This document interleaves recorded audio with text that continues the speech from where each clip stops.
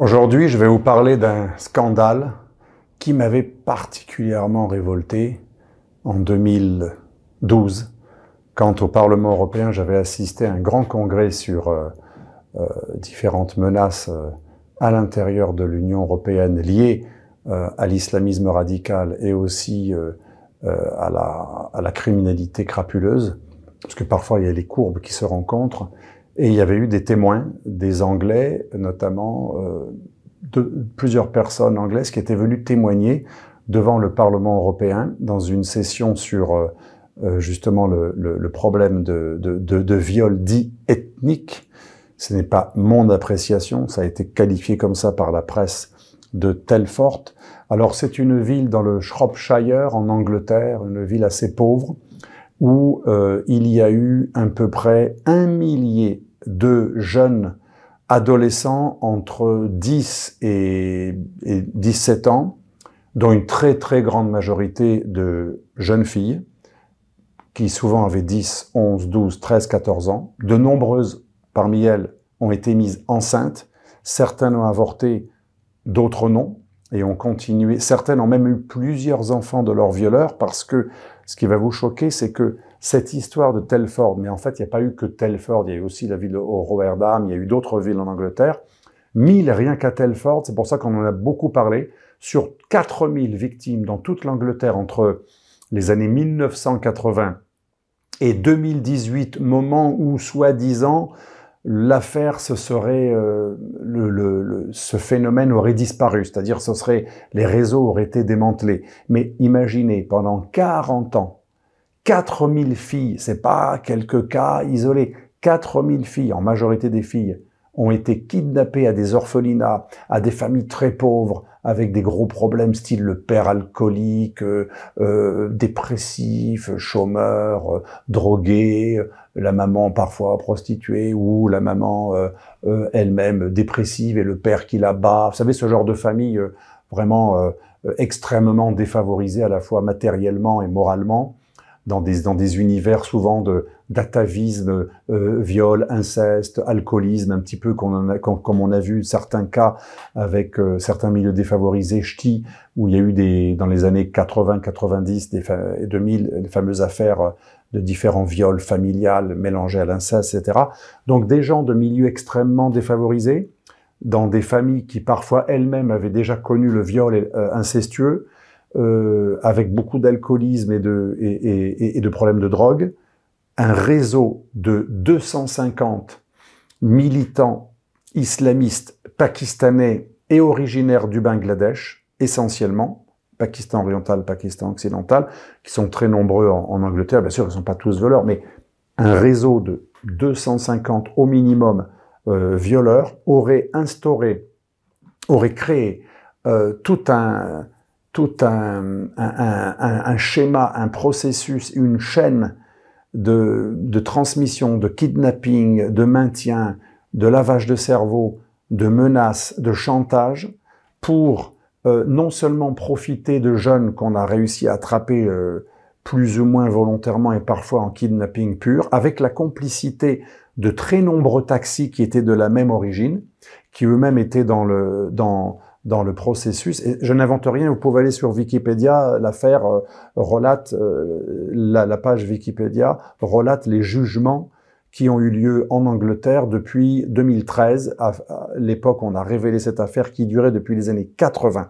Donc, des centaines de militants islamistes pakistanais très liés aux associations islamistes pakistanaises, en complicité avec des taxis de province qui ramenaient les personnes quand ils les attrapaient, quand elles prenaient le taxi en sortant de boîtes ou choses comme ça, ou parfois qui les alpaguaient dans la rue en proposant de les faire monter dans le taxi.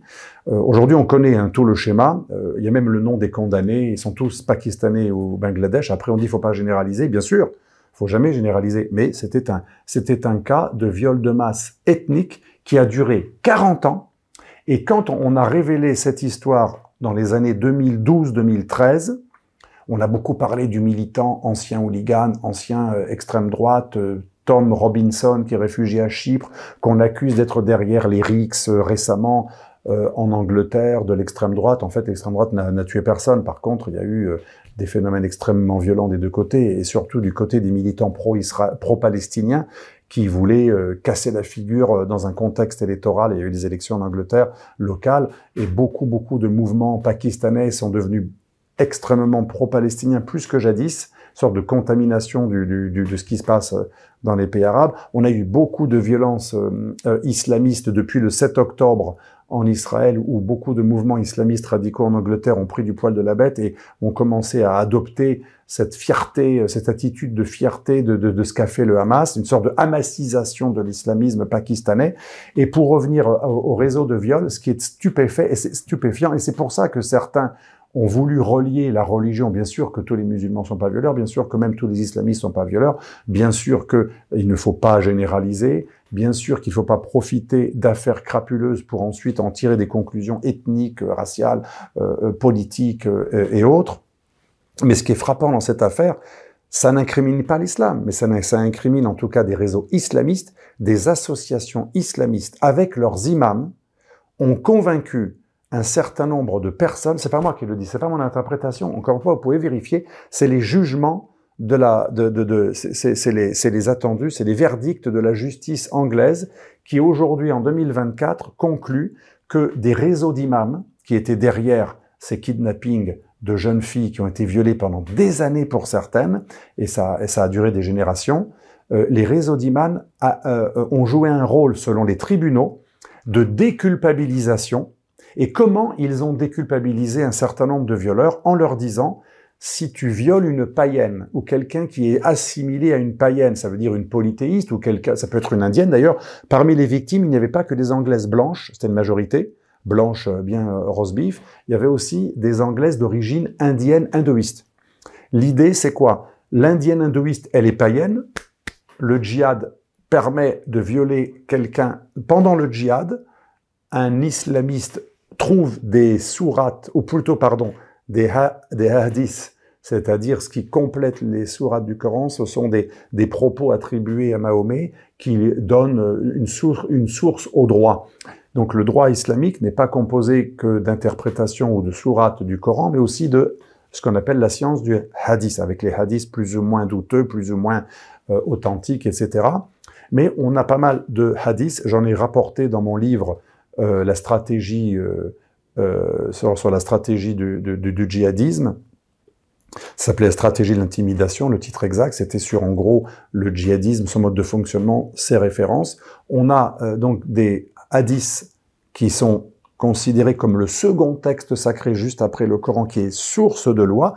Donc c'est pas des ragots dans un bar, c'est quelque chose qui a source de loi. Il y a des compilations de hadiths des grands auteurs et des interprétations de Muslim, Bukhari et d'autres qui sont dans toutes les mosquées du monde, et y compris en Europe, et qui permettent, dans certains cas, s'il y a un djihad, si on est en guerre contre l'infidèle, si l'infidèle est païen, ou supposé païen, c'est-à-dire une indienne d'origine hindouiste, ou une bonne britannique roast beef blanche d'origine chrétienne, mais d'une famille incestueuse d'alcooliques, descendants, je sais pas, de mineurs, etc., avec des mœurs extrêmement, j'allais pas dire légères, mais sans colonne vertébrale, les imams leur disaient, si elle est païenne d'origine religieuse comme des indiennes hindouistes, ou si elle est une anglaise de base d'origine chrétienne, mais qui n'est pas pratiquante et qui a des mœurs dissolues, par exemple, elle a déjà peut-être couché à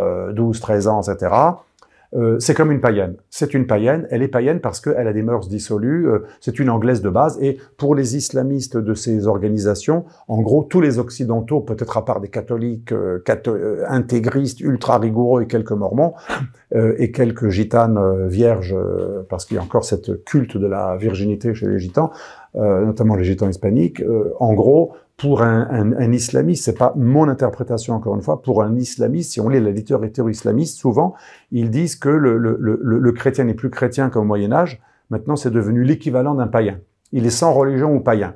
Donc la tradition islamique prévoit, et c'est les tribunaux qui ont jugé cette affaire des milliers de violés, qui disaient les imams des associations pakistanaises ont joué un rôle très important de lavage de cerveau et de déculpabilisation de violeurs taxis ou artisans locaux ou chômeurs locaux ou même parfois il y a eu quelques personnes qui faisaient partie d'élites. En gros, on leur disait, t'inquiète pas, c'est pas bien de pratiquer l'adultère, c'est condamné dans l'islam l'adultère, mais à l'époque des batailles de Mahomet, il y a une législation, une sorte de jurisprudence qui est arrivée. Si un djihad est déclaré, or on va déclarer le djihad, un djihad qui n'est pas forcément une guerre visible, ça peut être un djihad souterrain, un djihad verbal, un djihad momentané, un djihad sur certains quartiers. Si une autorité religieuse déclare le djihad et que votre objet de prédation est une jeune fille païenne, hindouiste ou considérée comme païenne parce qu'elle n'a pas vraiment de religion, les conditions sont réunies pour pouvoir faire l'amour avec cette personne sans son consentement. Et une fameuse interprétation, un fameux hadith relate une question qui est posée par quelqu'un qui est en train de violer une victime païenne qu'il a trouvée pendant un djihad. Et la question qui le taraude, ce n'est pas si c'est licite ou pas, c'est est-ce qu'on doit terminer dans la victime ou pas? Terminer, vous avez compris, le coït en risquant de faire un enfant. Et le beau modèle répondant, ça n'a pas d'importance que ça soit dehors ou dedans. Donc on a retrouvé ces imams pakistanais et bengalis d'Angleterre qui étaient dans des associations islamistes pakistanaises tout à fait reconnues, qui étaient des associations officielles. Et pourquoi je le dis? Pas pour accuser, pas du tout. Si, on peut accuser les élites anglaises et européennes d'avoir laissé progresser en Europe des mouvements intégristes qui ont ce genre de jurisprudence, alors qu'on aurait pu mettre des imams raisonnables, qui heureusement, il y en a beaucoup qui sont outrés par ce genre de choses, qui trouvent que même si c'est écrit dans certains hadiths, c'est dans un contexte de l'époque, du Moyen-Âge, c'est plus du tout valable aujourd'hui, on trouve plein d'imams qui seraient contre. Mais le fait qu'on ait laissé faire des imams, des prédicateurs, qu'on les ait laissé prendre le contrôle de mosquées, de réseaux, d'associations qui ont pignon sur rue et qui ensuite vont dans les cours de catéchisme musulman, vont apprendre ça à des jeunes, imaginez les dégâts. En gros, tu peux violer une femme si elle est païenne et si tu estimes que tu es dans le cadre d'un djihad et que tu as entendu qu'une autorité musulmane a dit que c'était licite de faire un djihad parce que l'Angleterre est sioniste, impie, etc., tu peux y aller. Donc voilà, j'ai parlé du contexte. On est dans une ville anglaise, Telford. 1000 jeunes filles ont été violées pendant 40 ans, sur plusieurs décennies. Et encore une fois, ce n'est pas moi, ce sont les juges qui l'ont relaté. Et regardez la page Wikipédia des fameux viols de masse de Telford. Les juges reconnaissent que pendant 4 décennies, avant que l'affaire éclate, oui, presque 4 décennies, parce que l'affaire a vraiment éclaté à partir de 2018. La presse en a parlé pour la première fois en 2013, et non pas, contrairement à ce que disent les médias anglais et français dans ce que j'ai vu, ils disent c'est un ancien hooligan, un militant d'extrême droite, Tom Robinson, qui est réfugié à Chypre, qui est derrière l'exacerbation de ce scandale. Faux. Ce sont des journalistes tout à fait mainstream dans les années 2010 qui ont révélé la chose. Et ce fameux Tom Robinson, c'était un peu facile de dire que c'était lui qui exagérait parce que ça permettait aussi de dédouaner les autres. Le tribunal reconnaît que les tribunaux, les travailleurs sociaux, les gens qui travaillaient dans les orphelinats, les assistantes sociales, la police elle-même, quand elle prenait les plaintes, ça fait quand même une sacrée chaîne, et même parfois les médecins, parce que beaucoup de filles étaient battues, certaines ont été tuées, mais beaucoup ont été battues et frappées, parce que toutes ne se laissaient pas faire par peur d'être frappées. Certaines ont essayé de résister physiquement. Eh bien, toute la chaîne sécuritaire et sociale qui normalement aurait dû alerter, s'est tue. Pourquoi? Et là, on le sait. Encore une fois, ce n'est pas mon avis. Je ne me permettrai pas de le dire si je n'avais pas les éléments. Ce sont les jugements. Il y en a eu beaucoup depuis les années 2010. Il y a eu plusieurs jugements.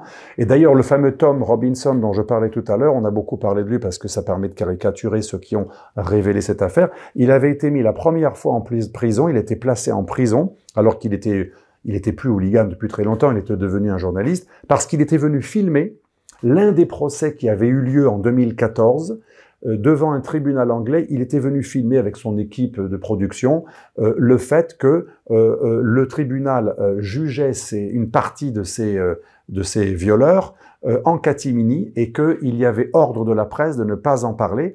Il avait été mis en prison par en vertu d'une loi qui permettrait d'emprisonner quelqu'un qui ose faire de la publicité d'un jugement qui est censé être privé. Donc c'était plus grave apparemment de révéler la chose que de punir la chose. Donc c'était assez incroyable. Mais mettons de côté Tom Robinson, parce qu'il donne un cachet extrême droite ou populiste ou islamophobe à cette affaire. Cette affaire a été révélée par des médias mainstream, notamment un média local. Ensuite, ça a été repris par quelques médias nationaux et on n'a pas voulu y croire. Il y a eu des démentis. Le Parti travailliste a dit « il ne faut pas généraliser », ce sont quelques cas isolés. Et à partir de 2018, il n'y a plus eu de doute, puisque les enquêtes ont duré entre 2010 et 2018. Au début, il y a eu une volonté de nier. Les premiers procès ont été faits en catimini pour pas justement qu'on gratte trop, puisque ça avait duré 40 ans, vous vous rendez compte? Et à partir de 2018, ça s'est su. Et surtout, depuis 2023, on en a beaucoup plus parlé, parce que les médias eux-mêmes ont freiné assez longtemps pour en parler. Et là, quand il y a eu des mouvements pakistanais, encore des associations islamistes pakistanaises qui, depuis le 7 octobre 2023, ont énormément soutenu les Palestiniens du Hamas en vantant ce qu'ils avaient fait et en menaçant pendant des élections tous les électeurs qui voteraient travaillistes parce que les travaillistes seraient beaucoup trop pro-Israël, etc. Il y a eu des manifestations parfois extrêmement violentes d'hommes entièrement habillés en noir et cagoulés avec des barres qui ont parfois agressé des gens en criant « Allahu Akbar ». Et là, ça en était trop. Un certain nombre de mouvements, alors certains peut-être extrême droite, certains souverainistes proches de Farage, certains comme Tom Robinson, etc. Mais aussi des Anglais qui étaient absolument scandalisés que pendant 40 ans, des jeunes filles anglaises ont été déportées, ont été kidnappées, violées. Ensuite, on les a traumatisées, on a menacé ces filles et leurs familles si elles parlaient. Certaines ont été à nouveau violées. Certaines, comme je vous le disais, ont eu plusieurs enfants des violeurs. Allez sur Wikipédia, vous allez voir même le nom de tous les violeurs qui ont été incriminés. Et cette page Wikipédia relate des journaux tout à fait officiels, on ne parle pas de Tommy Robinson, hein, des journaux tout à fait officiels anglais qui font état du fait que pendant très longtemps, la police a eu ordre de ne pas parler de tout ça. Les plaintes ont été minimisées, on se croirait dans les années 40, 50, 60, quand les jeunes filles qui étaient prises, qui voulaient porter plainte, qui allaient au commissariat parce qu'elles avaient été violées, soit on leur riait, soit on ne prenait pas la plainte et pratiquement elles étaient accusées d'être responsables de ce qui leur est arrivé. Une régression incroyable qu'on n'aurait jamais cru dans ce pays, l'Angleterre, qui est en avance sur plein de causes, la cause des femmes, la cause des minorités, la cause des gays, etc. Donc une régression absolument incroyable grâce à ce que l'on croit être toujours une chance, l'immigration qui n'est pas toujours une chance, ça peut, c'est pas forcément. Et donc allez sur Internet et vous allez voir que 1000 étaient dans la ville de Telford, mais il y a eu aussi la ville de Rotterdam, il y a eu aussi d'autres villes qui ont été mentionnées, Rochedola, en Angleterre, dans d'autres régions anglaises. En fait, on arrive à peu près à 4000 victimes, aujourd'hui recensées et qui ont donné lieu à des jugements, parfois par contumace ou à distance, parce que un certain nombre des violeurs pakistanais ou du Bangladesh sont retournés chez eux quand ils ont su qu'ils risquaient d'être incriminés. Beaucoup ont été jugés, mais beaucoup plus n'ont pas été jugés. Et les juges reconnaissent qu'un certain nombre de personnes, pendant des décennies, ont été protégées parce qu'elles étaient liées, elles étaient imams ou elles étaient membres, secrétaires générales, trésoriers d'associations islamistes qui ont pignon sur rue, des associations islamistes qui sont liées au Muslim Council of Great Britain, donc l'association majeure qui représente l'islam anglais. Et comme ça aurait rejailli sur l'image de l'islam anglais tout à fait officiel, et comme ça aurait pu montrer que des imams, non pas des djihadistes de Daesh qui, eux, déjà ont justifié le fait de violer les fameux yézidis et d'autres. Non, là, qu'un islam officiel anglais qui prétend être respectable et modéré ait pu cautionner cela avec des membres de nombreux imams de ces associations officielles pakistanaises qui auraient déculpabilisé les violeurs, c'est un scandale tel que les autorités ont demandé à tout le monde de se taire pendant 40 ans, de peur que ça rejaillisse sur l'islam anglais, que ça crée de l'islamophobie. Et pourquoi je vous parle de cette affaire ? parce qu'elle explique, je ne justifie rien, mais elle explique ce qui s'est passé cet été avec une Angleterre qui a commencé où on croyait qu'il y avait beaucoup de tolérance, de communautarisme, une extrême liberté. Vous allez à Londres, tout le monde peut être habillé comme il veut, manger ce qu'il veut, être voilé ou pas voilé, etc. On a toujours l'impression que l'Angleterre, c'est le multiculturalisme qui marche. Certains gauchistes français disent toujours, nous, on est trop républicains, on veut que tout le monde s'intègre. L'Angleterre, c'est merveilleux, en n'obligeant pas les gens à s'intégrer, ça se passe beaucoup mieux, c'est plus pacifique. Eh bien non, on se rend compte qu'il y a des londonistes en Angleterre. Il y a eu les cerveaux des attentats français qui ont été logés pendant des années à Londres, que Londres ne voulait pas extrader. Il y a eu une politique de complaisance de l'Angleterre vis-à-vis de l'islamisme radical qui dépasse tout, peut-être pas les Américains, mais qui est à égalité avec les Américains en termes de compromission. On a un pays qui est gangréné jusqu'à la moelle par non seulement une immigration pakistanaise qui a pris le contrôle de l'islam anglais et à l'intérieur de ces Pakistanais, c'est souvent les mouvements les plus durs qui ont pris le contrôle de l'islam anglais. Alors vous allez vous dire, c'est l'opinion de Delval, on n'a pas la preuve. Et la meilleure preuve, c'est l'affaire Rushdie. L'affaire Salman Rushdie dans les années 90, une fatwa de l'Iran, de mort, de Khomeini, et une fatwa du Pakistan qui invite à tuer Salman Rushdie, où de nombreux imams de l'instance officielle des musulmans de Grande-Bretagne, qui, sans appeler à la mort, disent que effectivement la peine de mort est prévue pour ceux qui osent se moquer de l'islam ou qui sont blasphémateurs ou apostats, alors que Salman Rushdie était lui-même musulman et pas du tout anti-musulman, c'était un musulman libéral. On ne peut pas l'accuser d'être raciste, ou d'ailleurs il est plutôt de gauche, même carrément.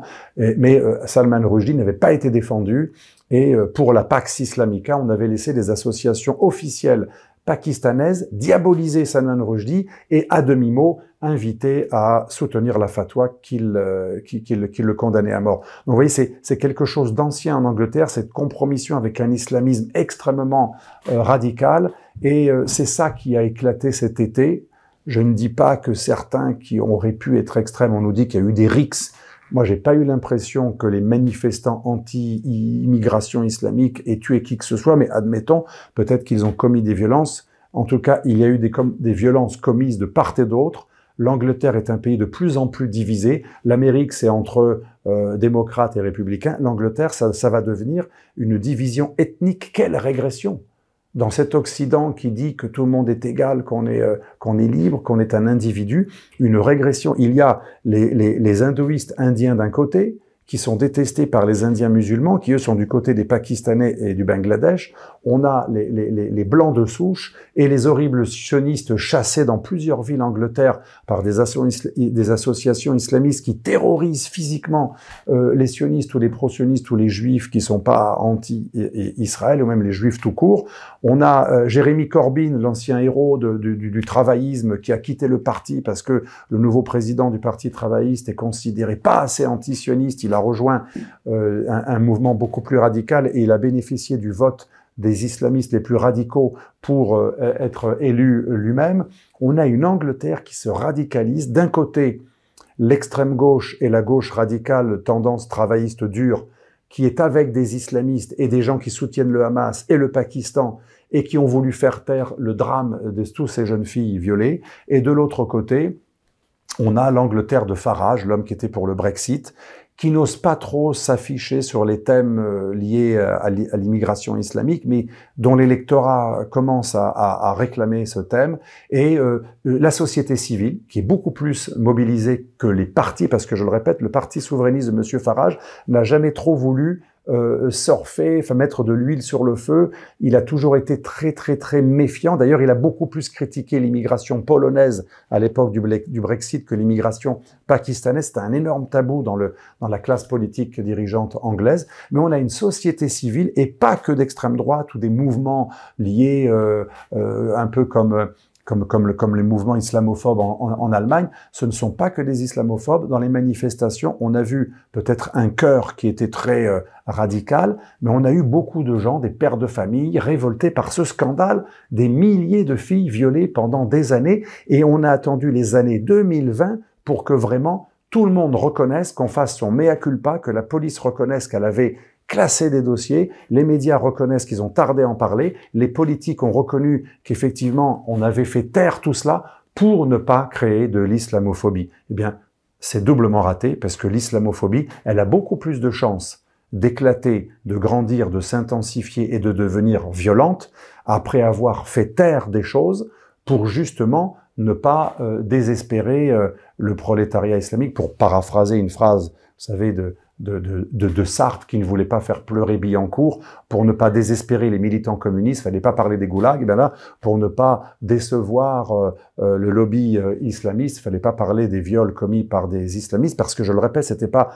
des gens qui étaient non-croyants, c'est des gens dont les tribunaux ont reconnu que les imams avaient énormément influencé leur décision de violer en leur disant que c'était licite dans la charia quand la femme est infidèle, de mauvais genre, occidentale et païenne, et que on le fait dans le contexte d'une sorte de djihad, un peu de djihad partiel, parce que l'une des conditions, c'est que ça soit en temps de guerre que le viol devient licite contre quelqu'un qui n'est pas monothéiste et qui n'est pas marié. Mais si la personne est païenne, même si elle est mariée, le viol est illicite. On retrouve ça dans la charia. Donc, il y a une responsabilité énorme de certains religieux qu'on a laissé faire, certaines organisations comme les Frères musulmans, comme les mouvements pakistanais, le Jama islami, comme le Tablir, le mouvement Barelvi, j'en parle dans mes livres, tous ces mouvements intégristes pakistanais. Pour la petite histoire, les Barelvi et le Jama islami et les déobandes, les fameux déobandis, c'est l'école juridique qui est la même, surtout les déobandes, que celle des talibans. Et les Barelvi ressemblent énormément aux talibans. On a importé en Angleterre des gens qui ont une vision de l'islam qui est proche de celle des talibans. Imaginez comment ça peut finir. D'ailleurs, ce n'est pas du tout étonnant que c'est fini avec ce genre de choses, parce que dans l'imagerie d'un taliban, une infidèle est bonne à violer puisque c'est une fornicatrice et une païenne.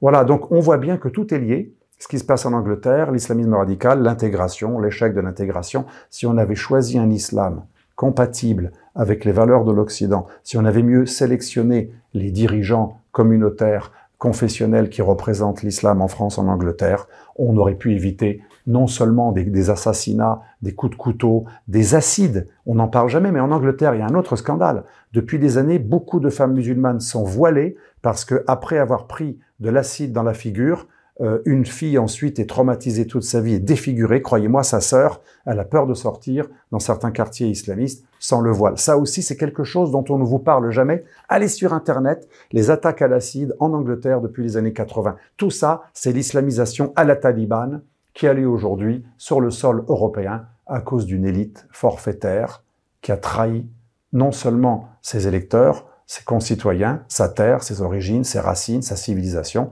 mais qui a trahi ses propres valeurs qu'elle affiche tout le temps, de wokisme, de défense des femmes, des homosexuels. C'est le contraire. Le résultat, ça va être le contraire de cela. Ces gens-là vont éradiquer, le jour où ils auront le pouvoir, les militants LGBTistes, ils vont les éradiquer, les pulvériser, et ils vont les traiter comme on les traite en Afghanistan.